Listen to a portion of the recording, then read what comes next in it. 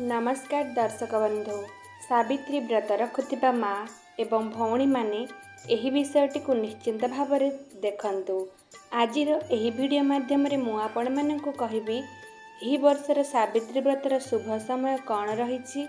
आपण सावित्री व्रतर केउ सब भूल रु बंची रहिबा उचित, केउ महिला माने व्रत न करिबा उचित, पूजा करिबा समय केउ सब भूल न करिबा उचित, माँ सावित्री को कौन चढ़ाइबा उचित एवं सावित्री व्रत दिन केउ जिनिस खाइबा उचित होइथाए एवं केउ जिनिस खाइबा अनुचित होइथाए। तेबे दर्शक बंधु ओडिया घर बहु मानक एक श्रेष्ठ पर्व हेउची सावित्री व्रत। एही पर्व 6 जून अर्थात आज पालन करा जाउछि। ओडिया घर बहु माने निज स्वामी शुभ मनासी एवं दीर्घ आयुषर कामना पाई व्रत रखिथांती।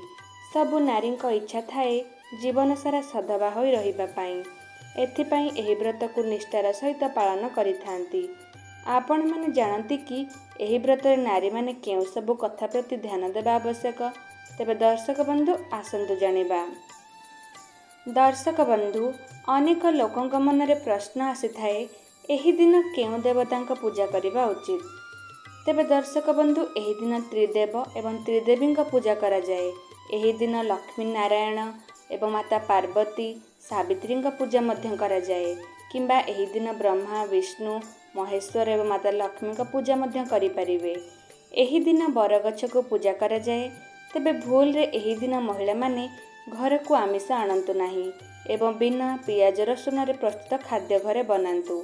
आपण जे कोनोसी जिनिस अर्पण करंतु, ध्यान देबे कोनोसी जिनिस खंडिया जेपरि होई नथिबो। एहा परे आपण अर्पण निश्चय करिपारिबे। आपण सावित्री व्रत दिन सब प्रकार फल एवं पनीपरिबा खाई परिबे, किंतु कोनोसी फटा भंगा जिनिस होई नथिबा दरकार। तेबे आपण चूड़ी पिंधिबे मन रखंतु से चूड़ी जेमिति भंगा फटा होई नथिबो। कला रंगर चूड़ी बिल्कुल भी पिंधिबे नाही।